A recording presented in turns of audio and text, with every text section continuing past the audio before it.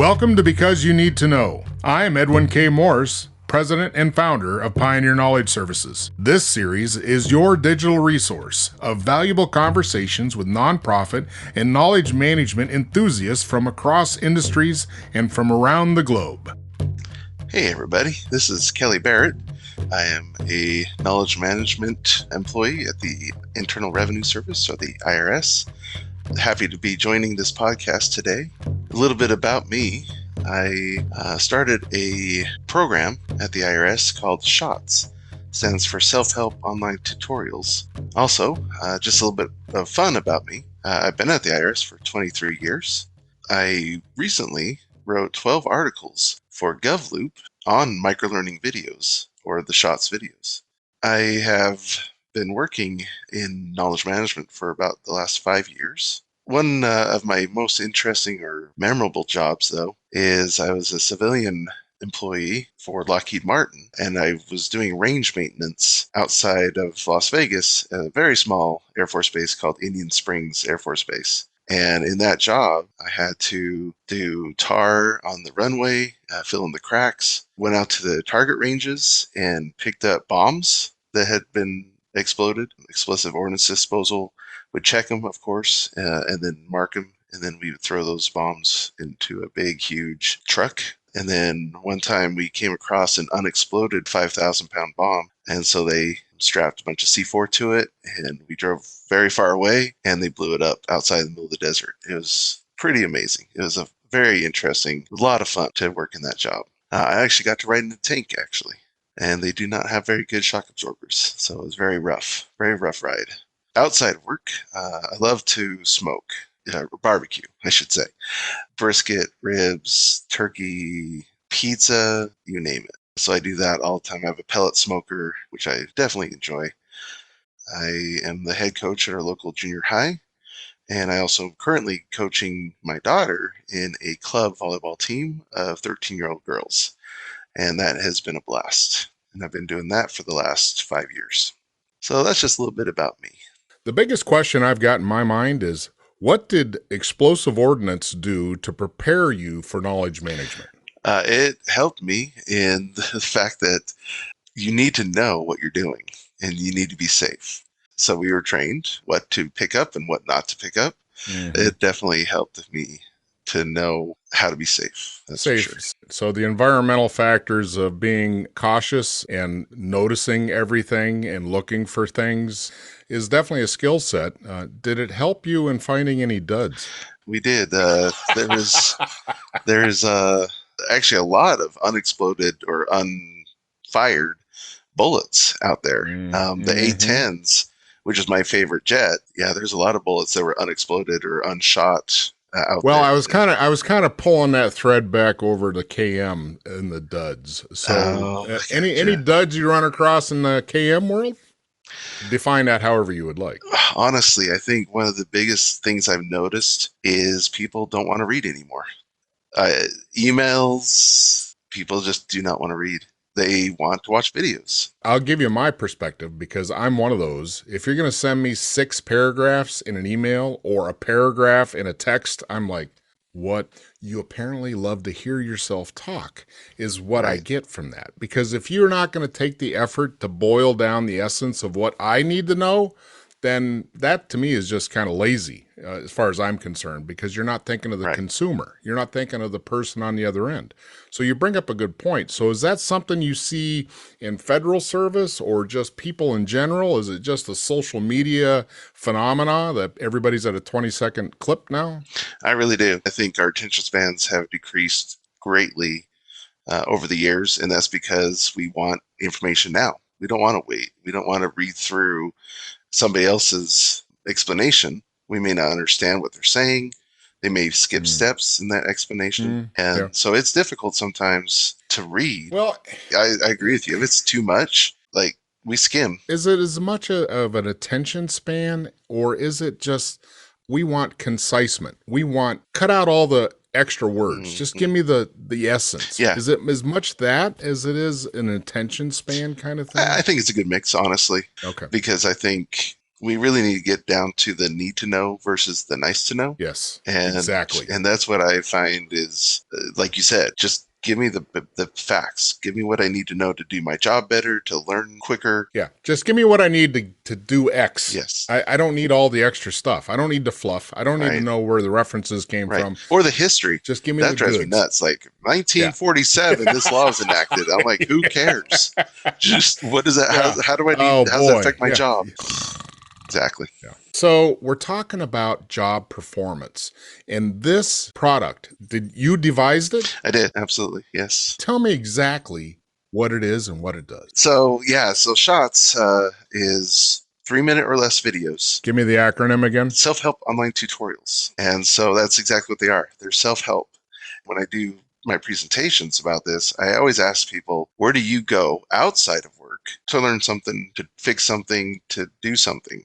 And almost always it's YouTube. People don't say, I look for the manual online, right? Everybody wants that. Right.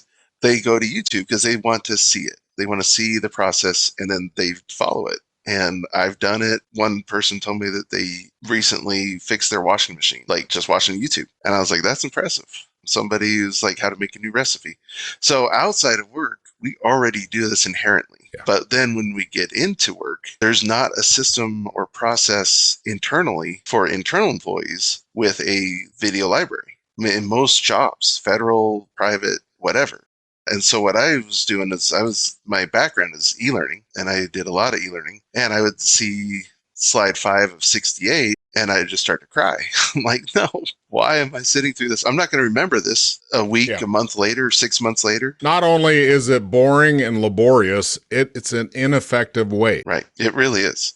Especially the nitty gritty, the details. I truly believe in the 70-20-10 model, which is 10% of formal training happens from formal training, like classes, instruction.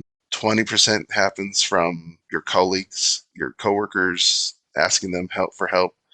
And then 70% of training happens on the job, actually doing it. Just we learn by doing. In that model, it's a bit of a negative in the fact that if you're onboarding new folks into your organization, are you going to tell them, hey, go dig in that 70%, get it figured out? Or are you going to try to preload that 10 and 20% to make that more efficient? And it sounds like this product is that. Absolutely. What we try to do is create very short, concise, to the point videos, like you said, cut out the fluff, and make it so that people can get the information they need when they need it, just in time, on demand, internally. And it started out with videos that, like on how to use Skype for Business, which you don't always get a lot of training on, and you end up asking your coworkers for help when you have a question.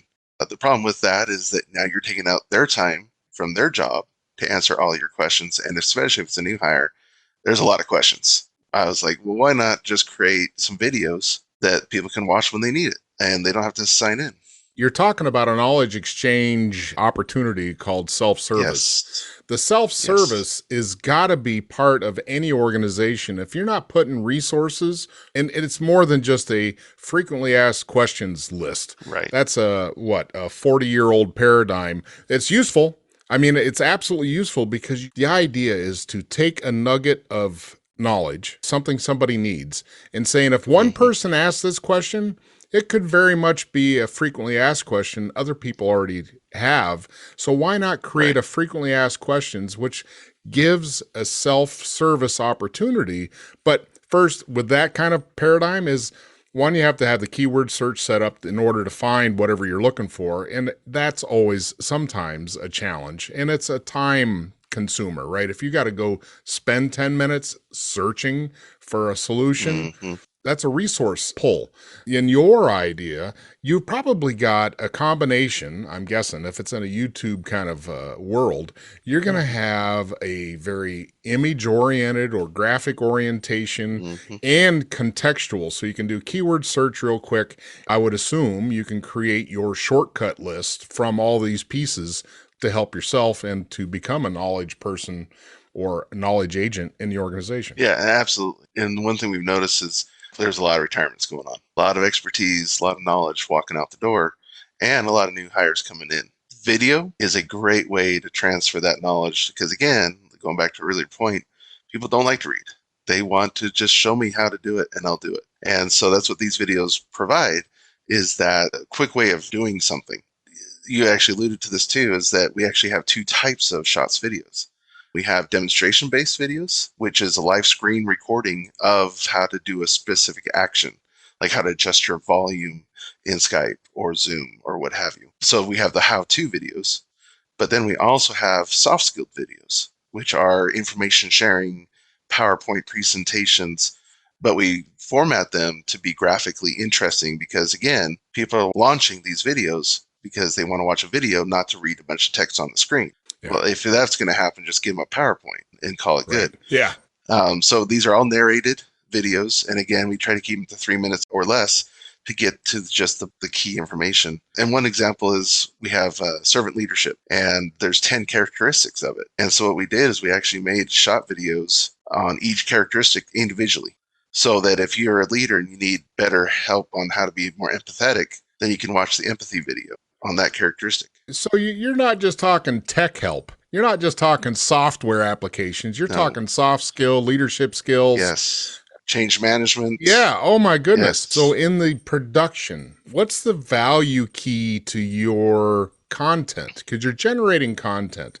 Is it your organization, your team that is the instructional designers of this, if you will? They put together what's important, what's not, and they help that subject matter expert produce this? Are they just the talent at that point in like this video production house? Yeah, so what we typically do is we'll get a request from an organization within the IRS that says, like, we want videos on equity, diversity, and inclusion, for example. How to make your workplace more inclusive. We actually have a video on that. And what they'll do is they'll come to us with an idea of what video they want, and then we just help them with storyboarding. They are the subject matter expert. They're the ones requesting this content. So we'll help them and say, okay, we want a PowerPoint deck, the script, narration should be in the PowerPoint notes section. To keep it 2 sentences per slide. That way the slides are constantly moving and they're not sticking. Again, this is supposed to be a video. And then we don't want a whole lot of text on the screen. So we do the instructional design on our end, and we have access to stock photos. So we'll use the slides to, just like instructional design, to reinforce the narration. Well, it sounds like you're keeping the production cost, if you will, down, because you're not talking like this. We're not recording video of individuals where maybe you got the little pop out of their little head talking, but you're really just talking about content and audio. Not like, okay. And it keeps it down to very rapid development too. And that's a big thing with training or creating these videos, is we can, once we have the script approved by the customer, we go ahead and record it. My team, we do that in-house. We record. We have good microphones, Blue Snowball or Blue Yeti microphones, and we'll record the narration from what they give us, marry it with the slides, and then produce it in relatively short order, because that's the point of getting the storyboards approved. Give me an idea what the turnaround is on these. It depends. So if it's a how-to video, those are a little more elaborate because you're recording your screen live and narrating. And as you know, when you're doing recording live, you make mistakes. It never goes on the first take. I'll tell you that. Never. And you drive yourself insane if you try to do it on the first take. It never works out. And so, you say things weird and your tongue doesn't want to work that day. Weird noises come out of you. It's just, there's all kinds of weird things that happen when you're recording live. Or it's interesting too, because like my air conditioner will kick on right in the middle of recording. And it's like, so I'll have to turn that off. Take 22. So what we do is we record straight through, mistakes and all, and I'll just re-say it when I'm doing a demo. And then I'll edit it in Camtasia, which is the software that we use for our videos. Very powerful editor. So we'll clean out the mistakes and then have a perfect video. So sometimes I'll have a 10-minute recording, and then by the time I'm done editing, it's down to 2.5 minutes. That's how many mistakes you sometimes make when you're doing those types of recordings. So that's a longer process. That's like, we usually say 2 weeks or so per video for a demo. Well, that's not bad. No, I mean, especially in the federal service, to say you requested something and had something in a couple of weeks, it's like, what? Right. And now if it's a presentation-based video, that's even faster because there's less editing. It's just a PowerPoint deck. We save the slides as images. We do the narration in Adobe Audition, and then slap them together basically in Camtasia and produce the video. So it's a much quicker process actually to do presentation-based videos. How do you measure success? I assume it's more than just viewers. How many times did this get viewed? So tell me, a performance measurement is always tough when you're talking knowledge transfer. Is there any way you're capturing that? Like you said, views is a big one. A good way of looking at how important things are, how things are getting viewed. But one of the biggest hurdles we've had to overcome is getting our own employees that even know that it exists, that these videos are out there. Now, I'm 9 years into starting Shots. So I think we're getting there to all 84,000 plus employees to know that Shots exist, but there are definitely people that still don't know. So give me the strategy of how you're getting that word out, or what has worked and what hasn't worked. Yeah, I would say word of mouth is one of the biggest ways, honestly. We have articles. We do articles on the source, our main IRS intranet homepage, but those articles last 2 or 3 days, and then new articles replace them. And if you're not out on the site, you're not going to see it. Presentations, webinars, we do quite a few of those. But I think word of mouth is the biggest way that has grown, because people see, oh, there's a video on that. I want a video for what I'm doing. And they start to see the vision that, like you said, it's a much more effective way to transfer knowledge, because you can capture it by the experts and then have it in a video format to transfer that, which people love. They love to be able to watch a video, pause it, and then do it live in the actual application. Yeah. And then unpause it, do the next step. It ends up being like a digital mentor. You've got a digital mentor right there in the box to walk you through the process. So to go back to the measurement piece, what else are things? Do you have refer model where you can see how many of these have been referred by the user to someone else? Or unfortunately, we don't have that kind of capability for our stats. Really, the only hard stats we have is amount of views. And some people say, well, what if you only got 2 views in a month for a particular video? And I'm like, that's great. That's 2 people that had a question.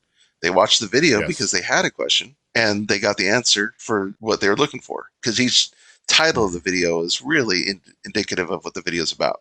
We do have a search, like you said, on our site. You can put in a keyword search, and you only get video results. So anything that matches that search is what comes up. We are able to provide that. And then you can hyperlink any of our videos. You can share it easily in the email. You can embed it into a formal training. But the key is that after that training's over, 6 months later, and you're like, I know I saw something on how to do this. Right. Let me go to the Shots site, and there it is. Got it. And you have an immediate refresher. What do you get as far as any kind of feedback from the demographic you're serving? Have you done surveys to see? Yes. We just submitted a survey recently because I was curious to see, what are people thinking? What do they like? And by and large, the feedback's been incredible. Some of the comments that we've gotten, actually one was, if a picture says 1,000 words, then Shots say 1,000,000 words. That was one of our feedback. Yeah. Oh my. There's one of your bumper stickers to get the word out. I loved it. Many people have commented that whenever they want to learn something new, the first place they are going to is our Shots website. That's perfect. It's been incredible, the amount of positivity towards our program, because again, we do this outside of work natively. Oh yeah. To find answers for ourselves. And to have it now available internally for internal employees. Available 24/7. You're not waiting to call somebody or send an email to somebody or try to ask somebody else. You're just finding your own answers. Yes. In this Oracle, if you will, application of knowledge and wisdom, what are the things that are left to do? What are you hearing from the field that say, if you had that, if you did this? That is a good question. The way I look at it is we currently have almost 700 videos on our site, and we're just scratching the surface. Yeah. That's the scary part, is we're just scratching the surface. There's so much more, and we get constant requests every month from different customers.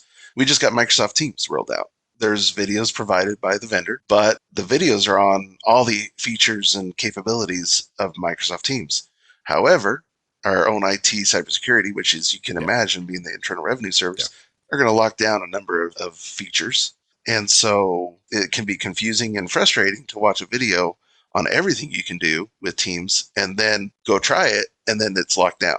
We've been asked to create some shots videos on what you can and can't do with Teams. To me, I think that's the biggest thing, is these videos are made by internal employees for internal employees. So they're homemade, in essence, and targeted, because we know what you can and can't do with a certain application or process. And so they're tailor-made for our own employees. They're not this generic video that you can find on LinkedIn. And so that's been their biggest attribute, I think, and biggest draw. Well, having a tailor-made product just makes it that more useful versus, like you say, going out looking for general content. And it's like, geez, this, and especially if you're getting to the point where this is what is a normal rollout versus what we're doing. Why confuse the two? They're going to be confused enough as it is if they're a Teams user, because people are used to using that in different environments. So when they come from their personal life to work life, it's like, oh, where's that thing? I thought there was a thing in here. What the? Yeah. So exactly. You're not wrong. It's been, I would say, not a challenge, but an opportunity, honestly, because again, it allows us to make a resource in these videos to help, again, all 84,000 employees plus, to learn how to use this new application in a quick manner. And our IT department loves it because they can then send people that have questions to our videos, and they don't have to take up their time answering the same question over and over and over. Over and over. Yeah, nobody likes doing that. Unless you're just really a social person that likes to talk to everybody all day long. Yes. Right. Which I am. So where's the future of this program? Are you going to get into augmented reality? I mean, is that the next piece? Again, just scratching the surface. That's the biggest part. We have trained other organizations within the IRS to create videos for themselves, so that my team's not the one-stop, bottleneck for the IRS.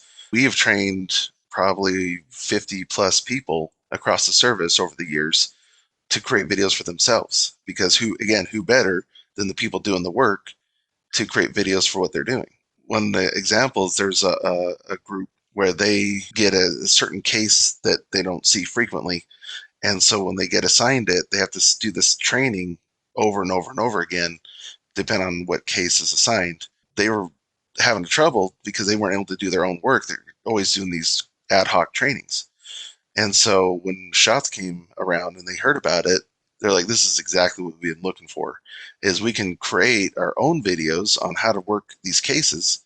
And they've completely eliminated their training program and just send out a series and curriculum of Shots videos, which they themselves created, over 30 videos on how to walk through the process of doing their work in their cases. And it's been amazing to see that. And I really think that's the future of MicroLearning videos, of the Shots program, is to provide that immediate on-demand support.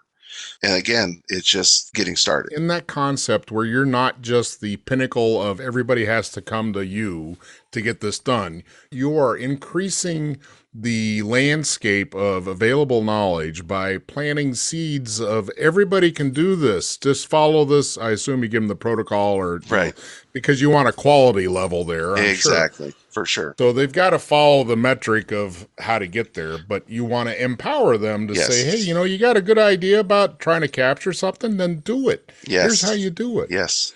Put the power in their hands. And again, it's a different model, it's a different format than text.